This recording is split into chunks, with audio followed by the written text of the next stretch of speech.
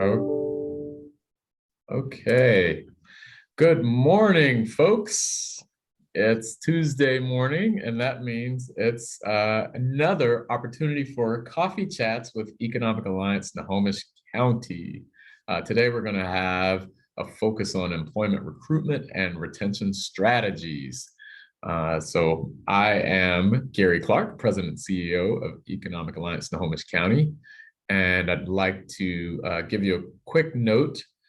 We've heard that there may be some outages in the area, so we want to apologize in advance if that happens while we're on this amazing Coffee Chats call. But we're just going to say that the powers that be can't stop us today. We're going to get through it. Today, I wanted to also highlight that we have on June 7th at 8:30 a.m. Early Childhood Rethinking Workforce Investment. And then again, we're going to also have on June 14th, kind of celebrating Pride Month, celebrating successful LGBTQ and entrepreneurs at 8:30 a.m. So that's June 14th and June 7th. So please accept the invitation, mark your calendars, and be sure to join us for those two elements.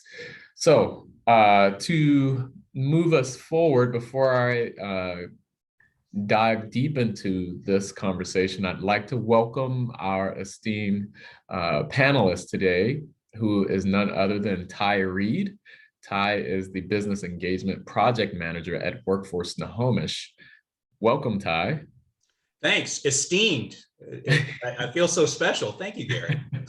Well, with the amazing work that you do to engage our business community on how to retain their workforce, to find talent, I think in this day and age, I would consider that very esteemed work to be done here in Snohomish County.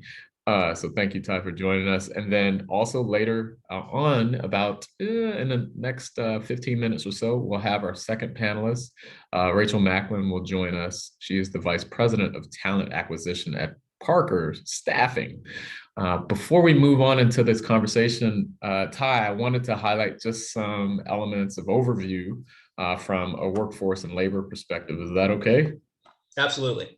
All right. So our most recent report that we received that highlights the month of March 2022 highlights just a few elements of information that I wanted to share with everyone before we dive into conversation. Number one, the unemployment rate in Snohomish County decreased from 3.4% to 2.9%. 12 months ago, the unemployment rate was 5.8%, following the highest local unemployment rate on record, which was 19.5% in April of 2020. Ty, I know you'll have some thoughts on this after I recap, but I'll keep moving along here. The labor force in Snohomish County expanded by 13,870 folks. That's 3.2% over the last year. There was an estimated 284,300 non-farm jobs in Snohomish County in March of 2022. And then we also have a note to highlight that the non-farm unemployment in Snohomish County expanded by 1,000 over the month and by 11,700 over the year. That's 4.3% increase. Last but not least, I wanted to highlight some of the industry locations and sectors that have added jobs and have had the largest amount of gains. And we see that in retail, trade, professional, business services, leisure and hospitality. And then we also have some uptick in information systems, educational and healthcare services. So I just wanted to give us an opportunity to highlight some of the elements there. Ty, did you have any thoughts on those notes at any rate? Well, I would imagine that, thank you for providing all that data, Gary. I would imagine that there's a number of folks who probably have some hiring responsibilities and are looking for workers right now that say, it's great that the unemployment numbers are so low, but why the heck can't I find employees? And the reason for that is actually kind of complicated. So I first want to take the time and, I know we talk about what the unemployment numbers are a lot. I want to make sure that folks understand exactly how unemployment is actually calculated. So unemployment numbers take a look at people who aren't working. That's kind of obvious, right?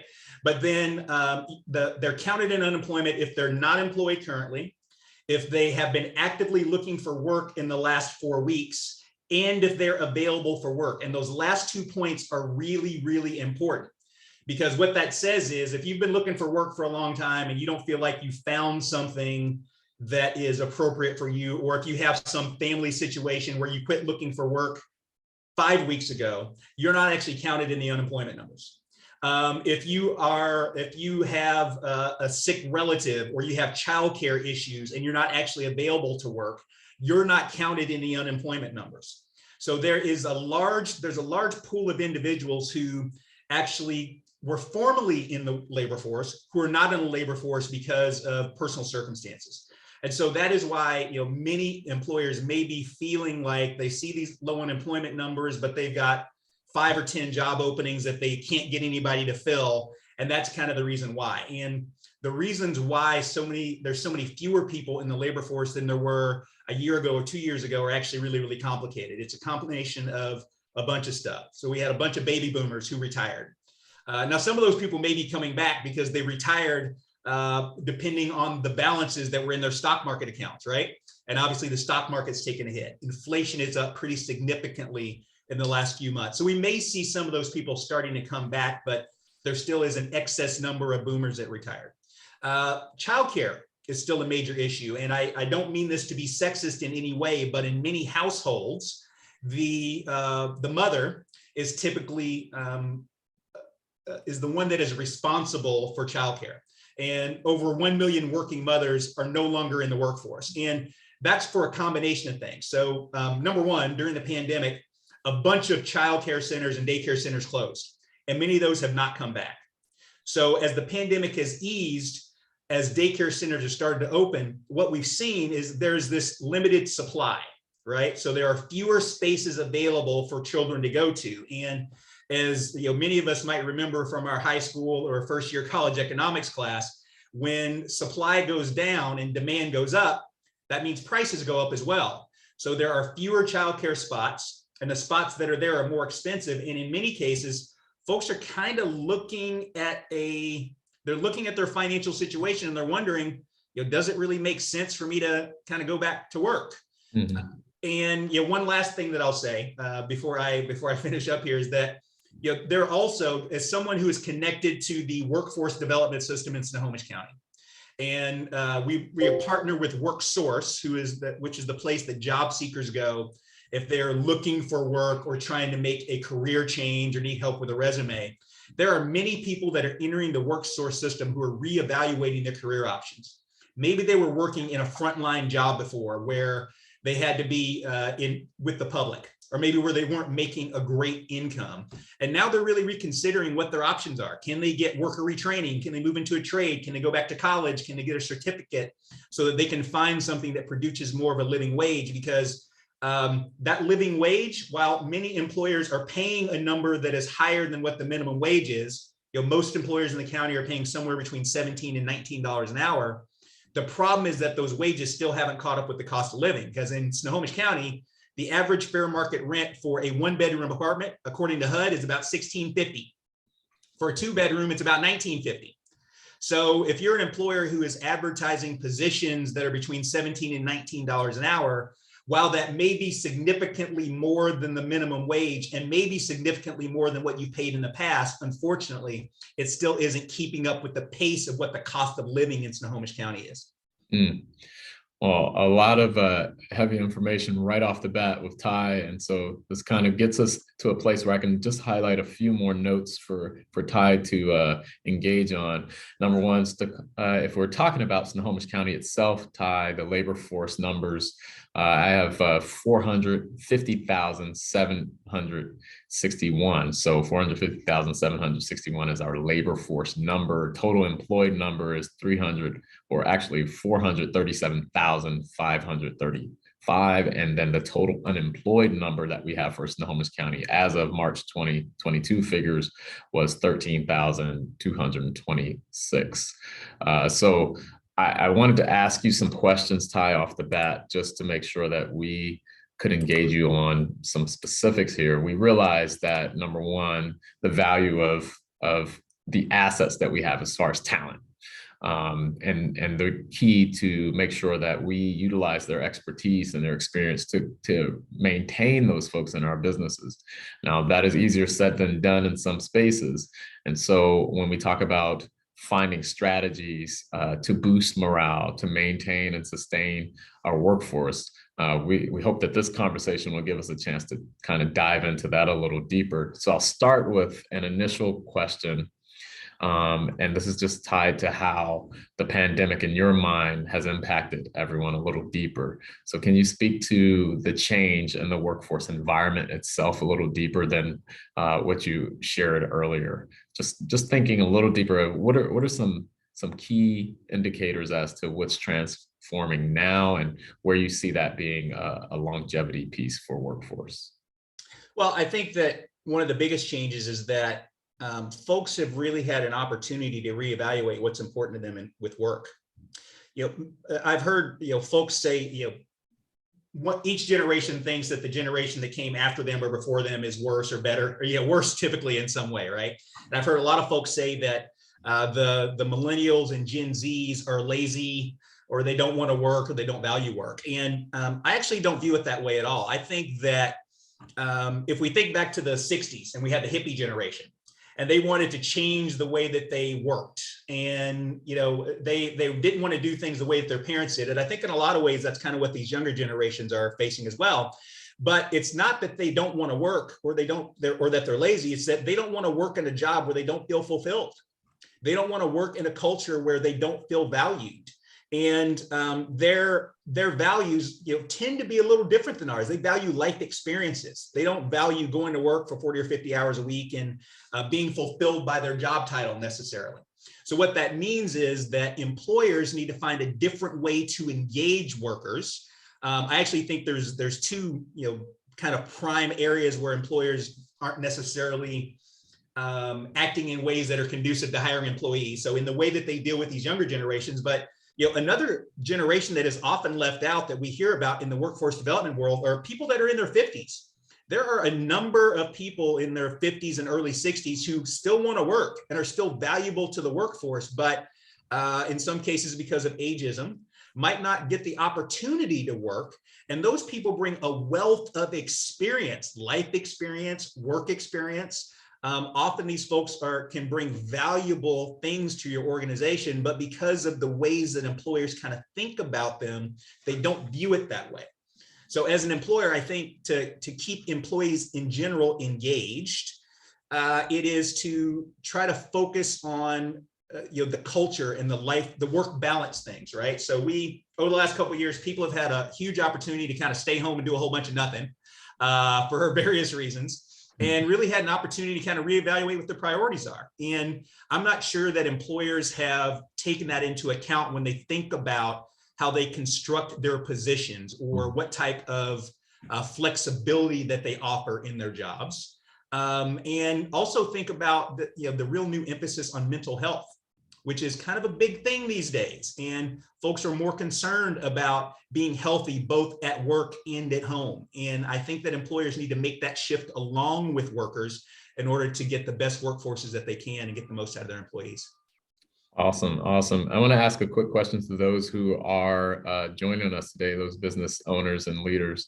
We want to thank you for joining us today for the coffee chats, but also I want to ask if you put in the chat for Ty and I to just see your awareness on your issues and concerns as far as workforce and finding talent. By a few words, just state what you think the issue is for you specifically. So just a few words in the chat to highlight what you think your issue is specifically as far as retaining talent and finding talent in your workspace. Ty, I want to ask you a follow-up question on this. And we can do that. Gary, I just want to stop for a second. I think I think Rachel's here. Is she? Our other guest, I think. Am I wrong about that? I will have Annette pull Rachel in as we move forward. And so I don't see her here, okay. But Annette's in the background. Yeah, I don't see her just yet, but she should be here any minute. At about one more minute, she should be here. I will make sure to spotlight her for us as soon as she comes in. Awesome. Thank you, Annette. So the follow-up question would be, what are employees looking for in their search for employment? You kind of touched on it a little bit, so I'll follow that up with a second question, which would be, what should employers be aware of when hiring new members? Well, pay is the number one reason why people either take a job or leave a job. And now I say that, I want to give this caveat. I come to this conversation truly believing that every employer pays the most that they think they can. I don't think there's employers out there who are depressing wages so that they can squeeze out more profits and treat their employees badly. I don't believe that. I think employers absolutely pay the most that they think they can. That being said, pay is a huge component of whether an employee is going to take a job or leave a job. And I think employers need to be really cognizant of the competition in the marketplace. What's kind of happening is that employers now are competing with other industries and with other types of businesses that they weren't competing with before. So let me give you an example. Dick's Drive-In in Edmonds, their starting pay is $19 an hour. And after you've been there for 3 months, they pay up to $28,000 in tuition reimbursement. And they pay $5,000 to $9,000 in childcare reimbursement. And they give free health insurance to the employee. And oh, by the way, if you're our supervisor, you make $26 an hour. So as an employer, if you don't have some sort of package that is relatively competitive with that, it may be kind of tough for you. Now, that doesn't mean that it's impossible. And I'm going to give you a couple of strategies to, if you're an employer and you legitimately feel like you can't pay a higher wage, there's a couple of things that you can do in order to attract employees. So the first thing is that, and I'm going to tell a small story about this to kind of illustrate my point. I was in sales and business development for a long time. And when I was in my early 20s, back when I thought I knew everything, and I'm sure that nobody here can relate to being in their 20s and thinking they know everything, I had this sales job, and my manager was a guy who had been in the business for like 40 years. And I was complaining to him one day about how we were consistently getting beaten by one of our competitors on this product that we didn't have. And he gave me one of the best pieces of advice that I've gotten in my entire life, which was, kid, sell what you got. So what do I mean by that? What I mean is, if you're an employer and you legitimately don't feel like you can pay a higher wage, then what you need to do is you need to really focus in on marketing the other things that you have and the things that are important about your business. So if what you have is a small family-owned company, and it really is like a family, and that's the culture, and you offer a ton of flexibility and when it comes to people needing to do other things in their lives, like take care of their kids or go back to school or attend to those other areas of their life, you need to highlight that. If you have the kind of culture where you can offer really flexible hours, maybe you have 4-day work weeks, or maybe you have half-day Fridays, or you can allow people to, kind of do hybrid work, you need to highlight that. If there's something else that you think is really spectacular about your company, including, by the way, if there are a basket of transferable skills that this employee is going to be able to take with them as they move on in their career, you need to highlight that. I know that every employer wants to believe that this person that they're going to hire is going to work for them for 40 years. But the truth is, most people have about 7 jobs in their life. So it's likely that this person is not going to be with you forever. So what can you do to help them as they move on to the next step in that career? Is that a bunch of transferable skills that they can take with them, like communication or sales skills or customer service? Is that the fact that maybe you are deeply connected to a network of businesses, and if they come to work for you, they might have a much easier time finding that next job? So the bonus of that is that you highlight what you have and you sell what you got.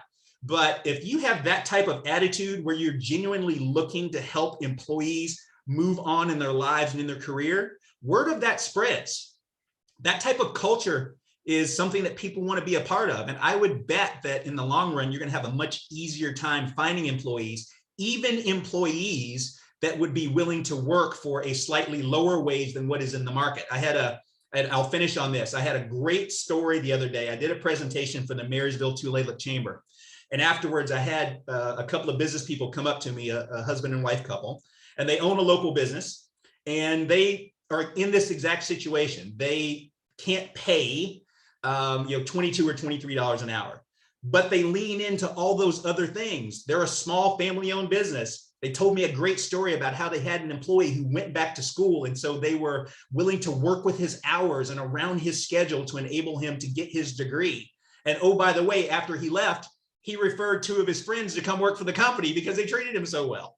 So they sold what they got, even though they aren't able to pay those higher wages, but because of the culture they've created and the value that they place upon their employees, they're not having nearly as much trouble finding folks as some other places are. Thank you, Ty. I think we've lost Gary just because we've had that whole like outage thing happening with the internet, but we really appreciate your feedback. If I can just cover a couple of questions that have come on chat, that would be amazing. And actually, sure. Rachel has just joined us, so let me go ahead and have Rachel be highlighted on here so she can have a spotlight and we can see her. Welcome, Rachel.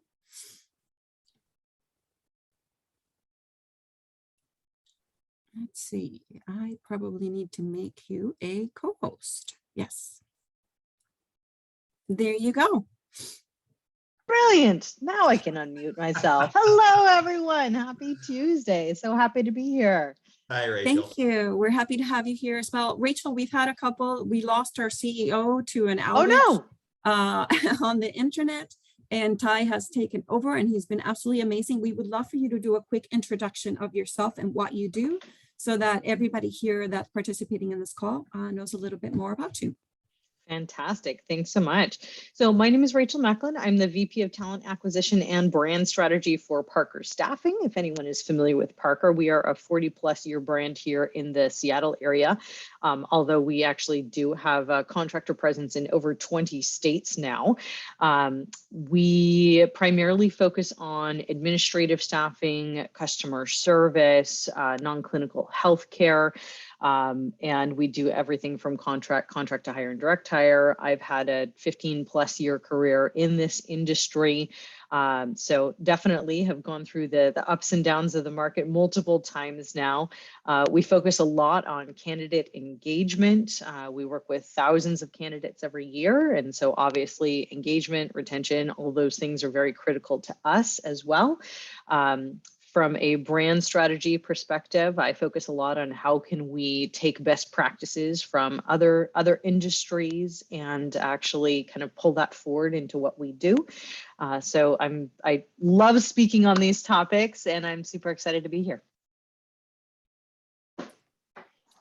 And Rachel, we had covered a couple of points on, what we're seeing in the workforce currently with employees looking for better benefits, better pay, a healthier work environment.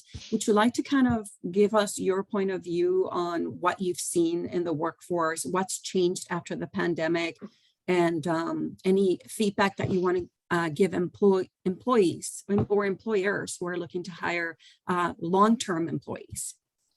Absolutely. I think there's been a fracturing of kind of the core structure of the workplace that has shifted the balance of, if you want to say kind of balance of power, right? It has really truly shifted back to a candidate driven market. And we talk about after pandemic, post pandemic, but of course, there's still the ripple effect of that happening over the course of 2 years. And so I always liken it to the notion of if you use the Chrome browser, everyone knows that Chrome hogs all of the RAM of your computer. And so if you have a bunch of tabs open, which guilty as charged, right? Whenever I have to reboot, I cry. In memoriam, my tabs.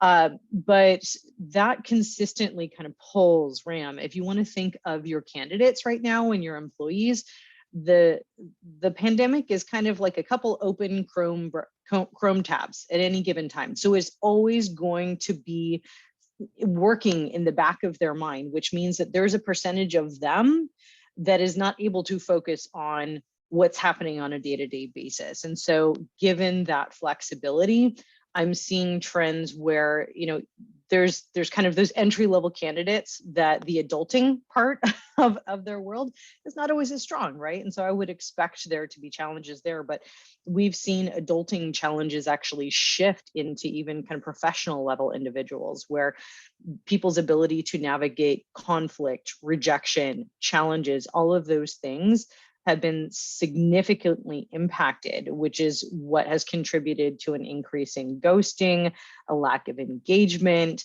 a decrease in, say, giving proper notice, and instead just noping out of a job where, you know, so many of us would never think that that would be a possibility, where like it's mortifying, but nope, they just send a text messages and they're off to the next thing. So I think it's definitely changed kind of the communication norms and made it even more important to normalize it being okay to not be okay, to acknowledge people's reality, to create a safe environment where people can share challenges or objections, to anticipate that there's going to be heightened anxiety, a lower ability to function within a challenging environment, that fight or flight mode, being engaged on things that are much more like lower level than you would anticipate. And so much of what I do now, even with my internal team, is very much about coaching, normalizing, providing that safe space. And I don't know if you all are experiencing it, but similarly, even just with my internals, there is so much life happening to people at a very deep level. There are deaths, there are significant illnesses, there are just so many things that are hitting humans right now, that going back to like, how can I help you as a human first? What do you need as a human? And maybe it's just a space to be able to feel like you can cry without apologizing in a one-on-one with me. Maybe it's, you know what, you take the rest of the day and you do whatever you need to do, and I don't even need to hear about it. You don't need to be checking in with me. You just focus on your family, whatever that is.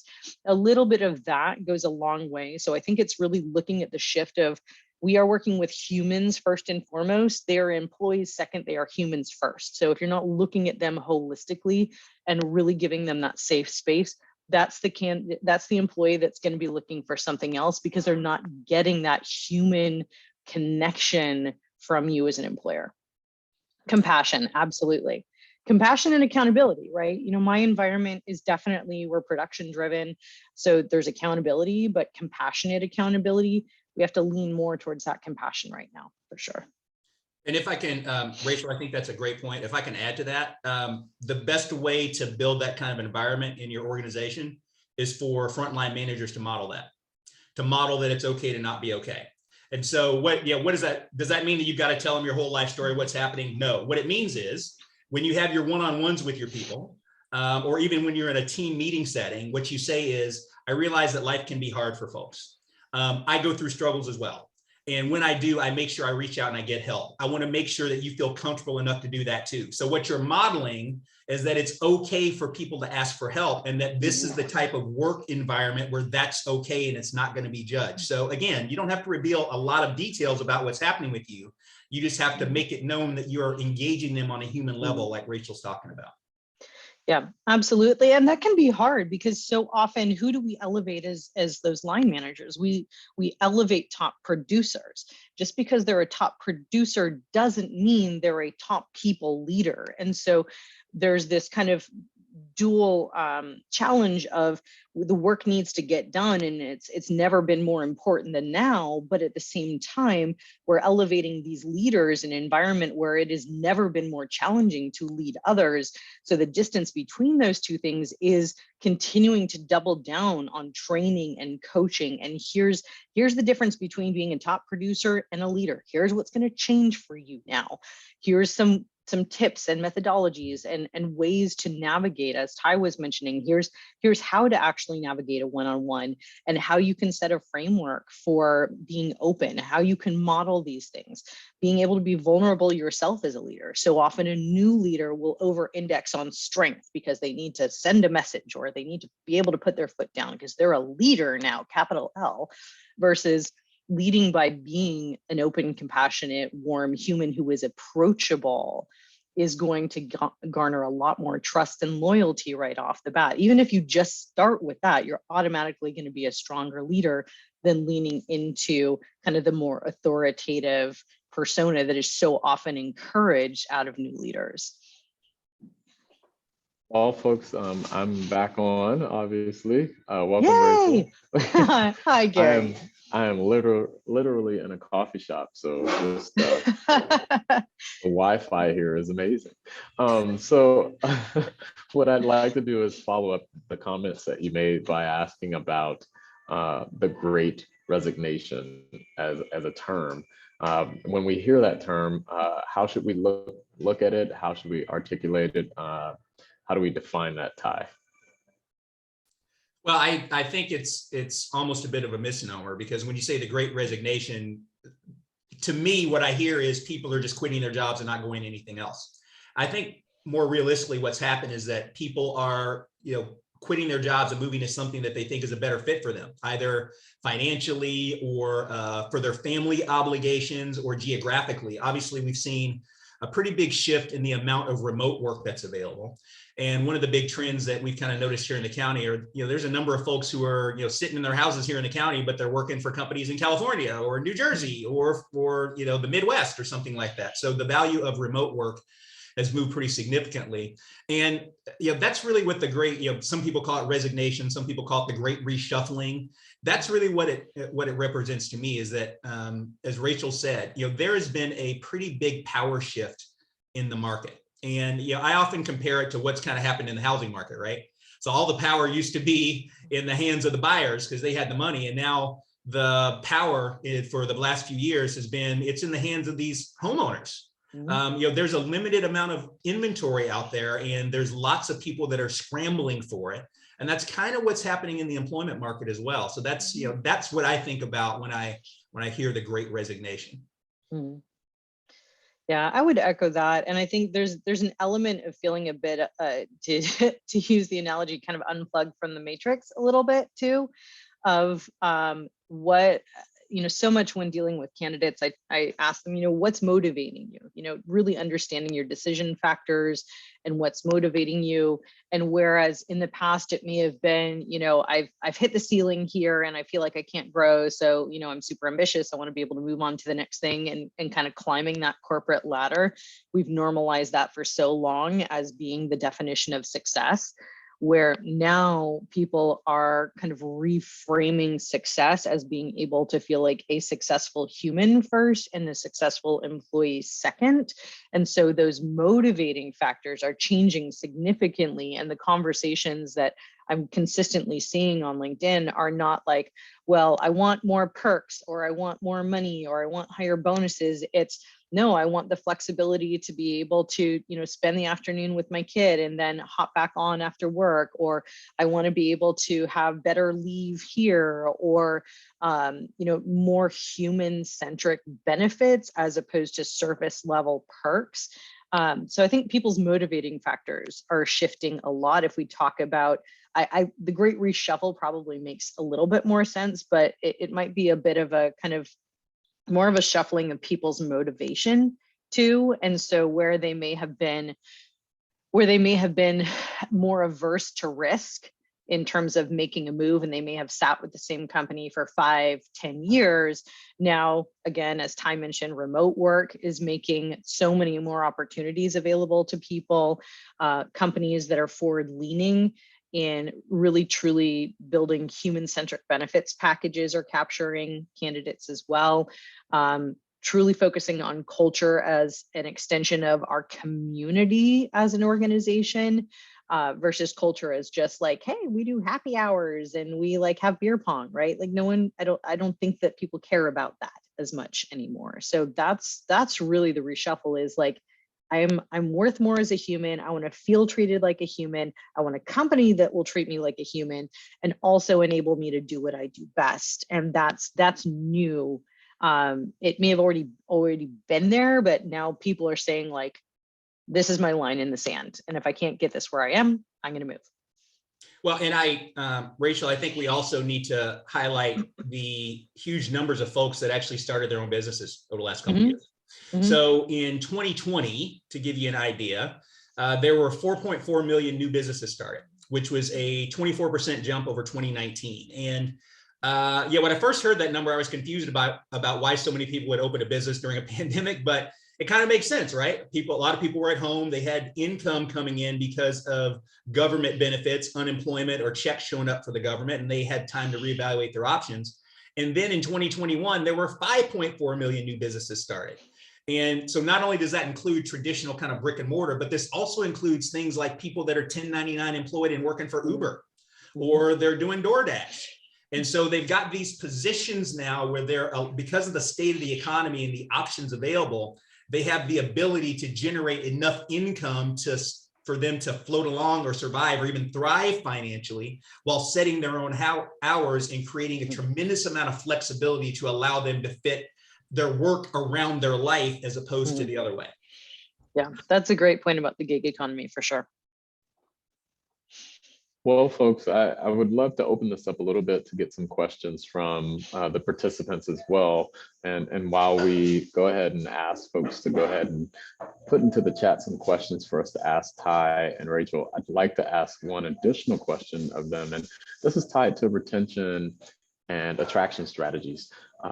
How does a business start to, number one, identify and then enact retention and attraction strategies? So Ty, you want to jump into that, or Rachel, you want to take the lead? Go ahead, Rachel. Sure. This one is near and dear to my heart because I think that attraction is so paramount right now. There are millions upon millions of job advertisements out there. So if you're just relying on the same time, traditional strategies in order to generate candidates, you're probably experiencing a fair amount of challenge there. So first and foremost, I would look to the retail industry and what they've done to actually build customer journeys. Customer journey starts with building awareness, moving all the way down through the conversion cycle, right? That's what we're really doing with our candidates when we are working to attract them. We're trying to convert them into an employee. So before the pandemic even started, this was something that I was already interested in, that I had experienced when I was consulting. And I said, hey, I think this would really work nicely for what we're trying to do from a staffing perspective. So what we did, especially for some of our larger clients, is we created brand specific attraction strategies, which were based off of having, first and foremost, understanding what attracted people to our clients and their roles. A lot of, if you're familiar with Daniel Pink's kind of trifecta of autonomy, mastery, purpose, right?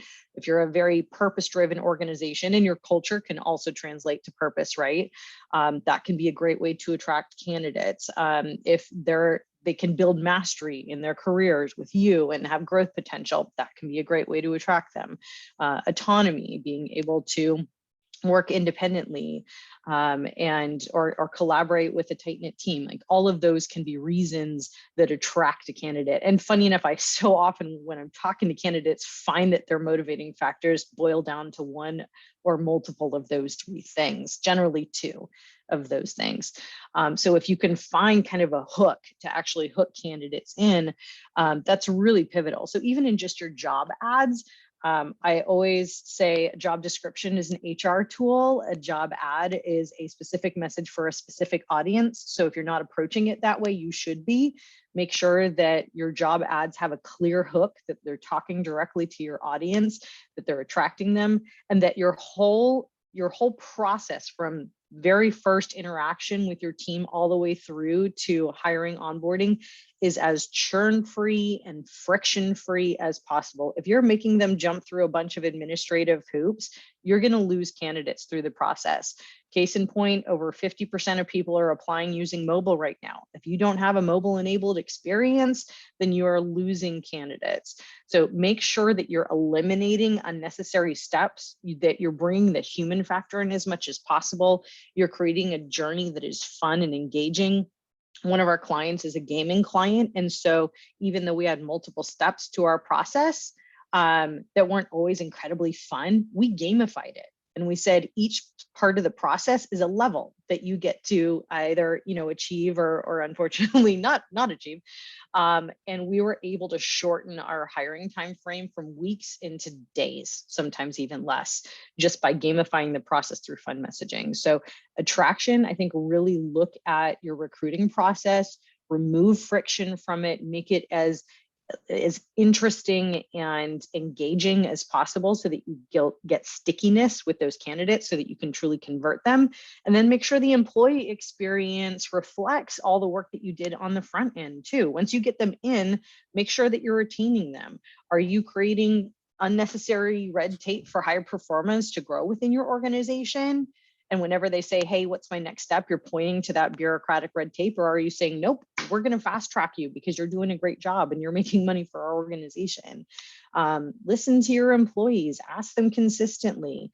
A lot of people do exit interviews. Are you doing stay interviews too? If you're not familiar with the concept of stay interviews, absolutely you should be doing stay interviews consistently. What should we be doing differently as a company in order to retain you? Because as leaders, with the best of intentions, we create roadblocks unknowingly for our employees. And it's only by talking to them consistently while they're still there, as opposed to when they're ready to walk out the door, that we're able to capture that information.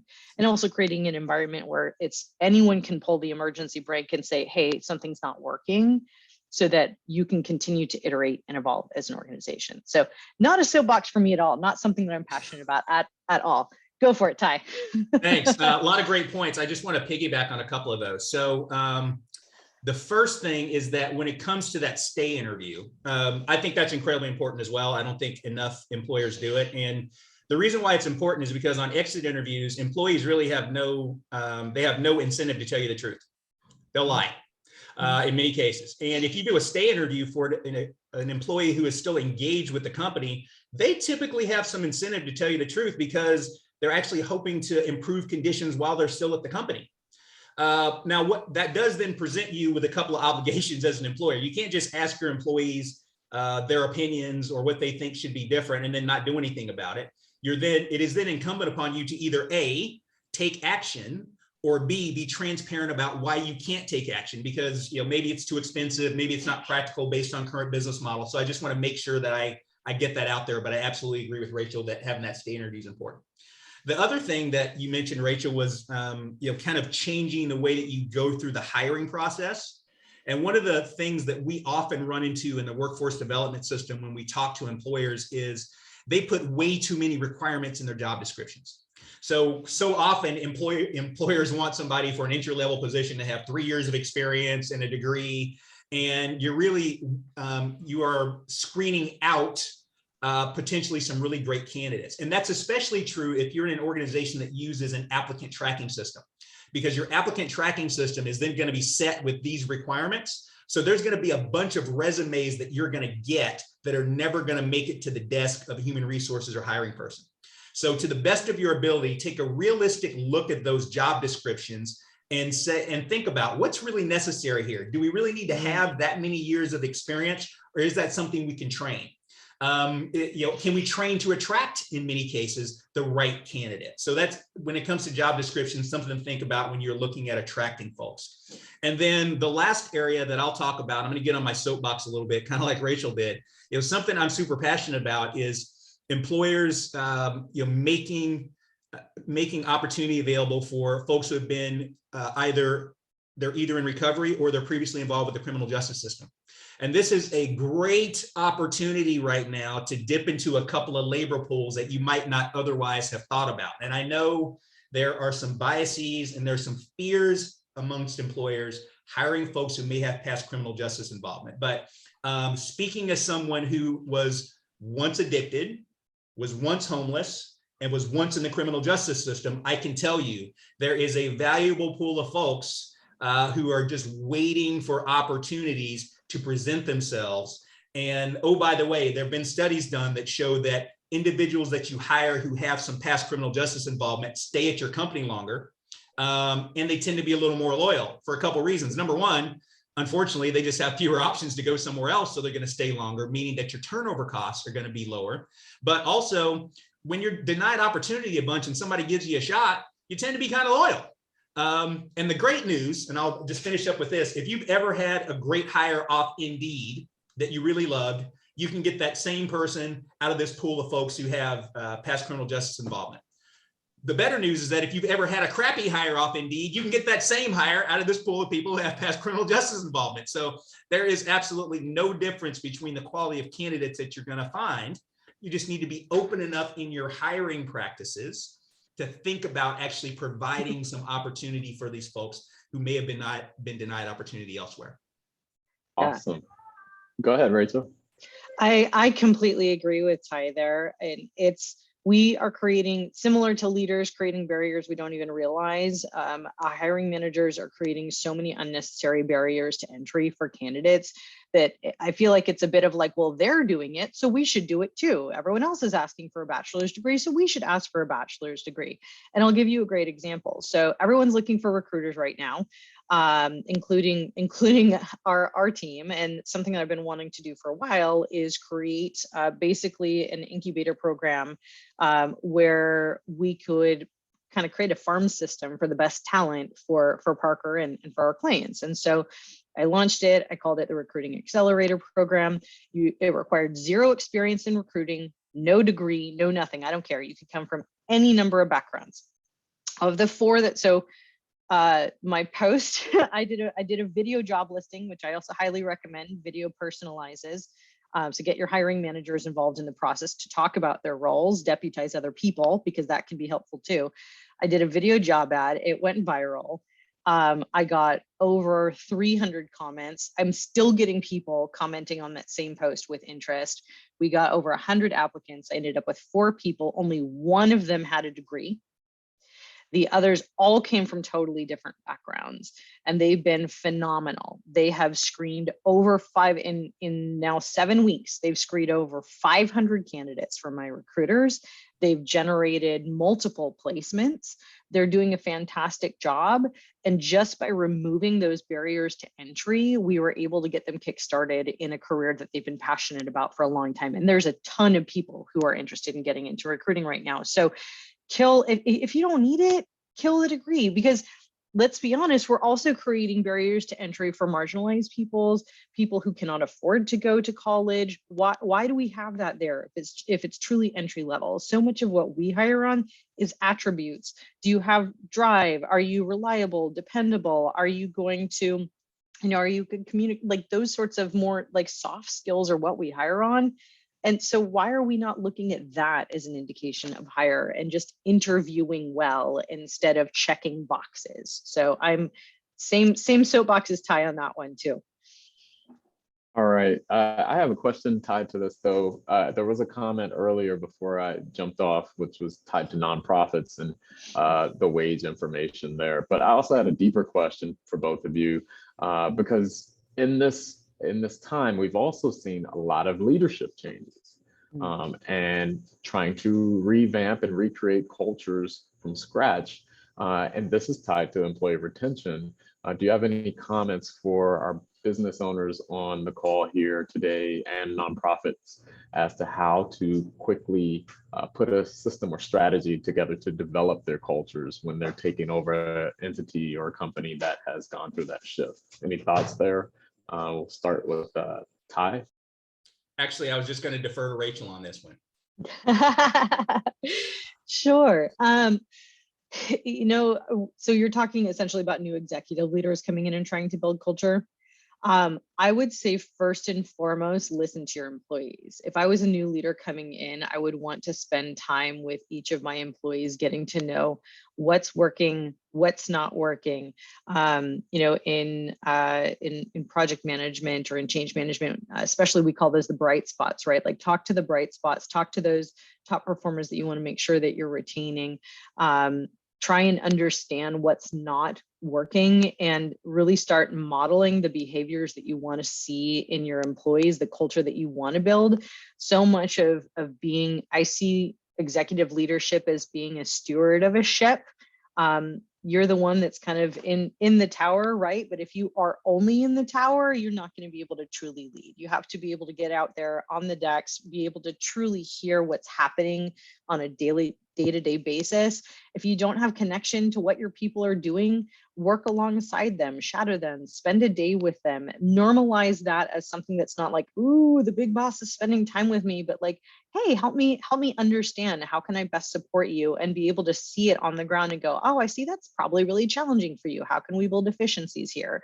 From a change management perspective, to challenge the norms of, well, we do it this way because we've always done it that way. That's the sort of thing that makes people leave. They get so frustrated with red tape. People are looking for, I want to be able to have a voice in the conversation. I want to be able to say, hey, I can do my job more efficiently if I could have X, Y, and Z. So I think culture is an extension of, I think we're finally starting to retire the word family when it comes to culture, which I support so much, because I think there's a lot of negativity that's associated with that word and exclusivity.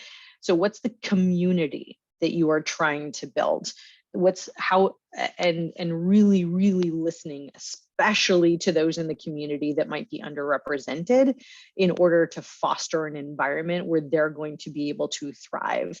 So listening is a huge part of it. So often leaders will come in and kind of create culture as a bolt-on to what's happening, in which case all you're creating is a pressure cooker.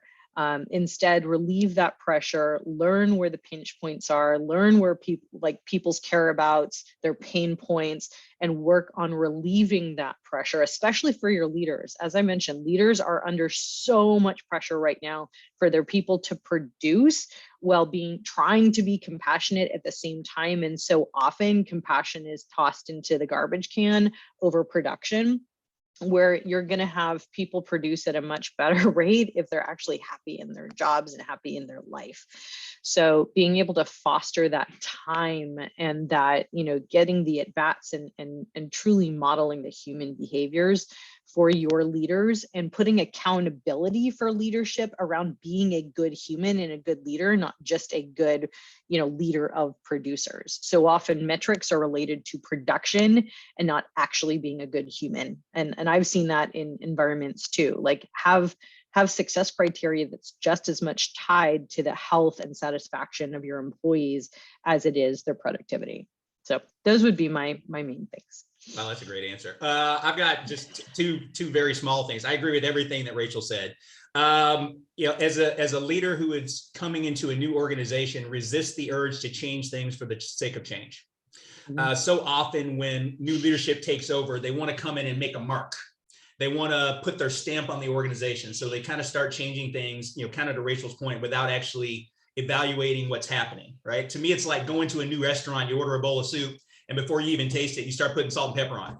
You have no idea if it needs salt and pepper, right? But you just start doing it because you just want to change something. So that's the first thing. And then the second thing is that along with this new culture and this community that Rachel's talking about, is to the best of your ability, try to foster an environment where people feel like it's okay to disagree. And they feel like it's okay to voice their concerns or opinions about processes or things that can be improved in what the business does, because you want to create, it's a big phrase, but it's super important, psychological safety. People need to feel like they can speak out and be heard and voice their opinions without fear of reprisal. And that starts at the top.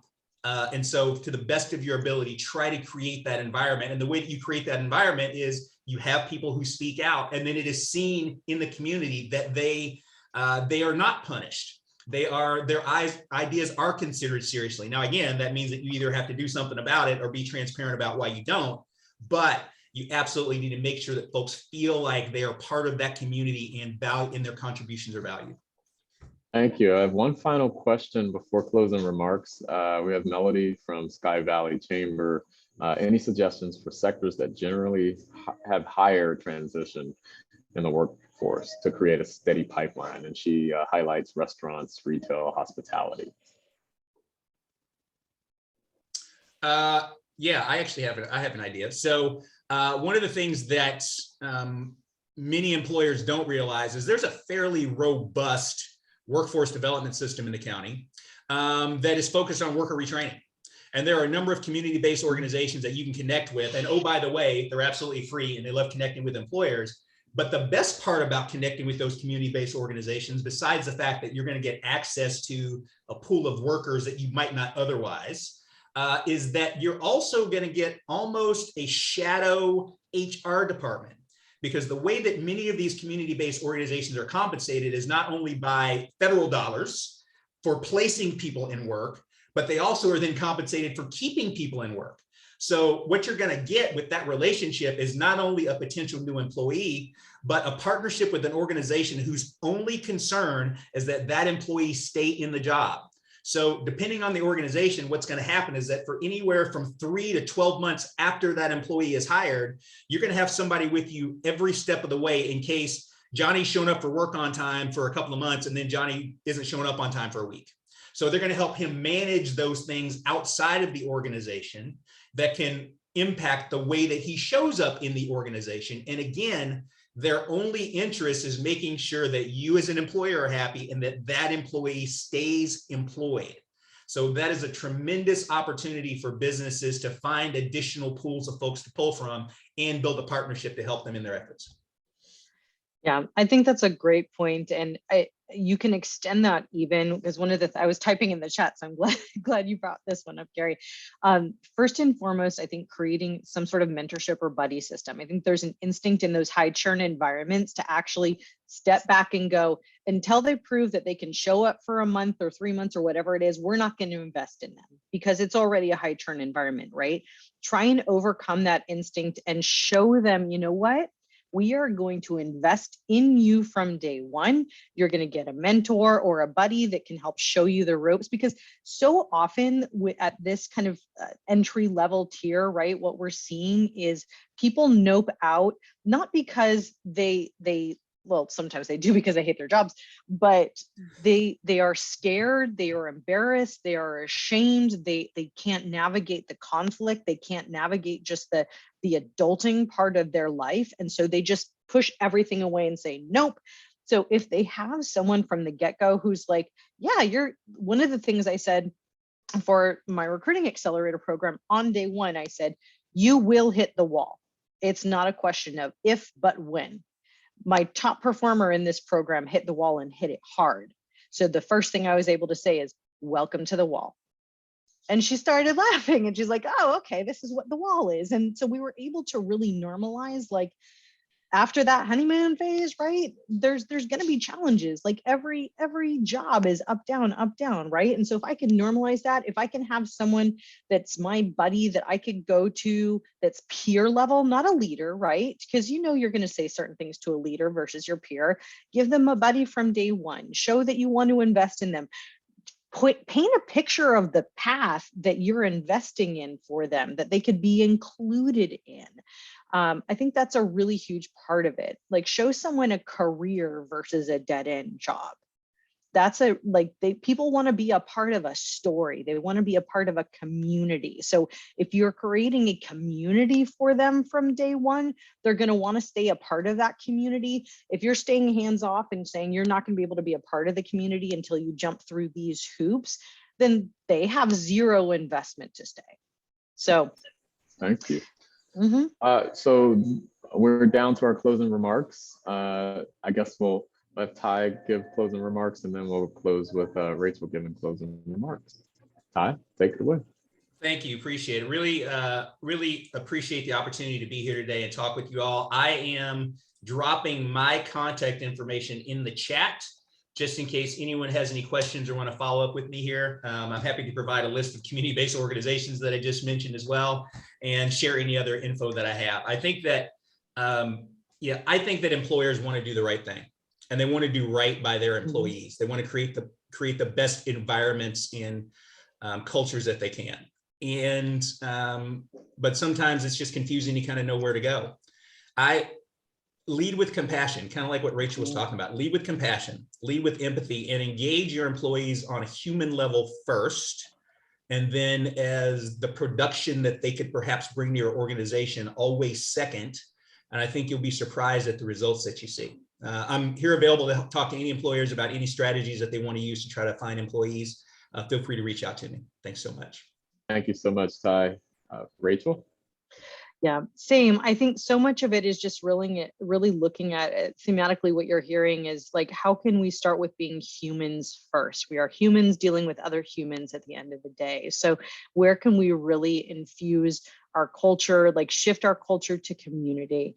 How do we support our leaders in their own growth so that they have the capability to support others? I use a lot of gym analogies when it comes to what we do, but not supporting your leaders is like asking them to, walk in and deadlift 200 pounds without giving them any sort of training.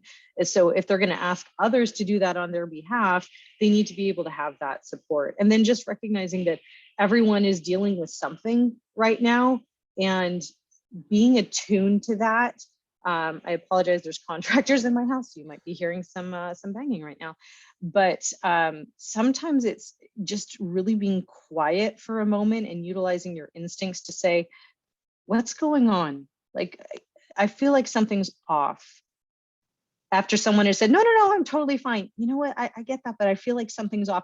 I can't tell you how many times I've used that approach, and all of a sudden the dam just breaks.